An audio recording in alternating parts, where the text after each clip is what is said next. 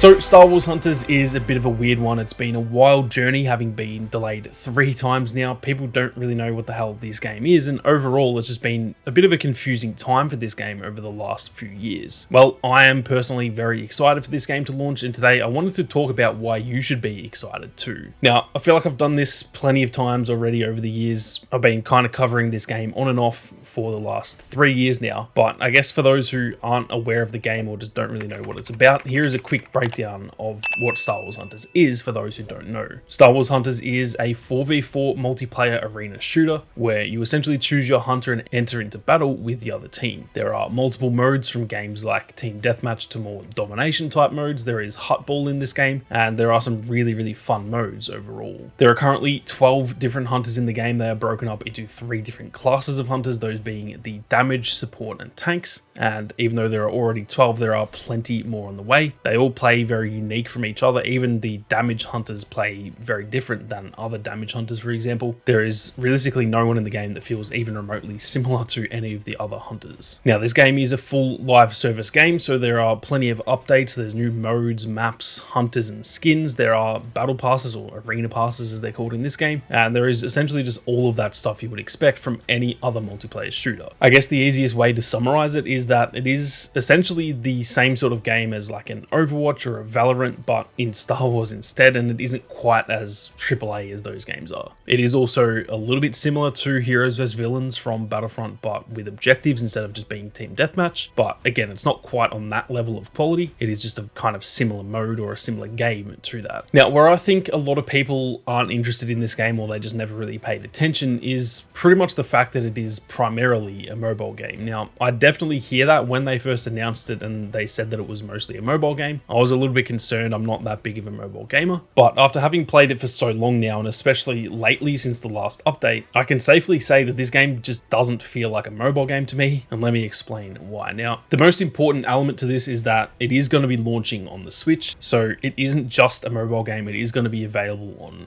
technically a console in the Switch, and I'd imagine it will be available on the Switch too as well when that launches at some point next year. So it isn't just some random little mobile game. It is fully made in like Unreal Engine and everything, so it does have that sort of console feel to it, even though currently I'm playing it on a phone, which I know sounds very weird, but it genuinely does feel like a console game, and that is because it is being made for the Switch as well, so they definitely have that console element in mind. Now, the most important part to me that makes it completely fine to play on mobile is that you can just play with a controller. It has full controller support. You can hook up any Xbox controller, any PlayStation controller, or at least any of the newer ones anyway. They just connect to your phone through Bluetooth, and you can completely play this game with a controller as if you're playing it on a monitor, but obviously you just have to play it on your phone instead. So yeah, the screen is obviously a lot smaller than if you're playing it on a TV or a monitor or something, but it doesn't really feel like you're playing it on a phone, because like I said, I play it with an Xbox controller. It just feels as though I'm playing like any other shooter that I would play on a console. Now, on top of that as well, I do genuinely think there is a good chance it eventually makes its way to PC and maybe even consoles as well. I'm not 100% sold on that, but there has been a lot of little things that kind of hint towards that ever since soft launch, and even before that,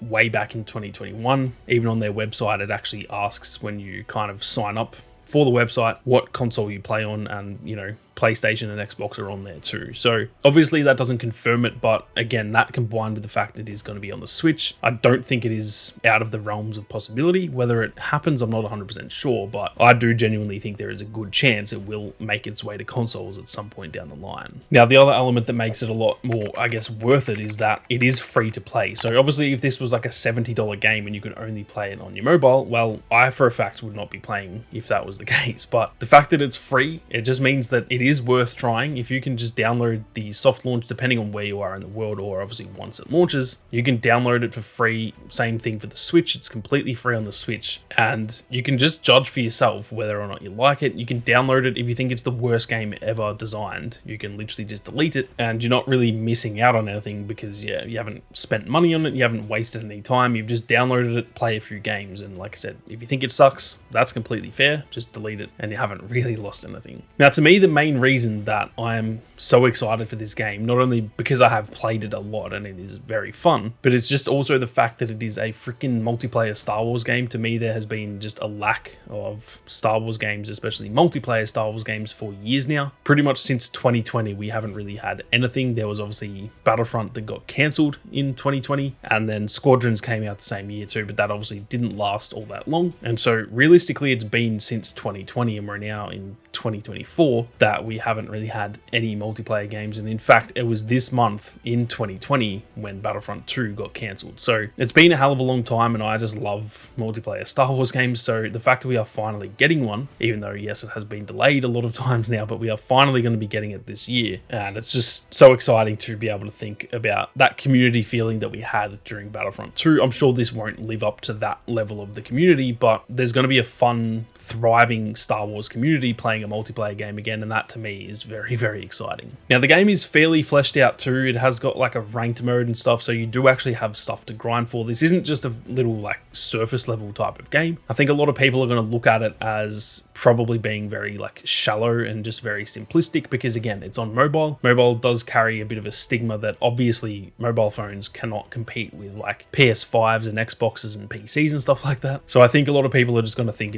there's not much to it, but it is genuinely as fleshed out as any other multiplayer game that I've played. Like I said, it's got a full live service. There's arena passes, there's a ranked mode, there's a lot of hunters and a lot of maps and stuff like that at this point, and there is going to be a lot more after launch. The good part about them delaying it is that they've been working on post-launch content this entire time, and that means that when the game does finally launch, we are going to be getting a really good cadence of updates with plenty of content in them. The game does genuinely play really well too. Again, because it's a mobile game, I think people are going to think the gameplay is just kind of like shallow or boring, but it genuinely plays as though it is a console game, but I'm playing it on my phone, and obviously when it comes out on the Switch, I'll be switching over to the Switch, no pun intended. So it genuinely does play as if it is a console game, and that is why I'm confident it could eventually make its way to consoles, just because it already feels like it is a console game, as weird as that sounds. I think because it's been delayed 3 times, a lot of people look at that negatively, and I can definitely understand why, because it doesn't sound good at all. The thing is that it was essentially never delayed due to like issues with the game. Most delays that happen in the gaming industry, it's because there's something like seriously broken about the game or whatever. That was never the case with this. It's been handled poorly, mostly due to like the higher ups. There was a buyout with Zynga. There's been like changes in the hierarchy, and then even just essentially waiting on other Star Wars games, because Disney doesn't probably want all of their Star Wars games launching at the same time. And so those 3 delays, they sound really bad, but I still maintain I think the game was ready to launch in 2021. It felt ready enough to me personally, and the fact that it hasn't, in a way, is kind of a good thing, because the game is almost 3 years better now. Because of that, they've had 3 years to get everything sorted, and the game is now in an even better spot than it was back in 2021. So anyway, I am very excited for Star Wars Hunters. It is meant to be launching fairly soon. It is only about 70 or so days, probably less than that now actually, until the end of this season that is currently going on in the soft launch, and there's been a lot of speculations that that could potentially be the actual launch date once that happens, because every time these seasons end, they do an update with the new season and a bunch of content and stuff. So keep your eyes peeled on the channel for any news focused on Star Wars Hunters. I will definitely be focusing in on this game now that it seemingly isn't too far away, and if you are interested in more Hunters content, be sure to subscribe with those notifications on. But with that being said, thank you all very much for watching. You guys have a great day, and may the Force be with you always.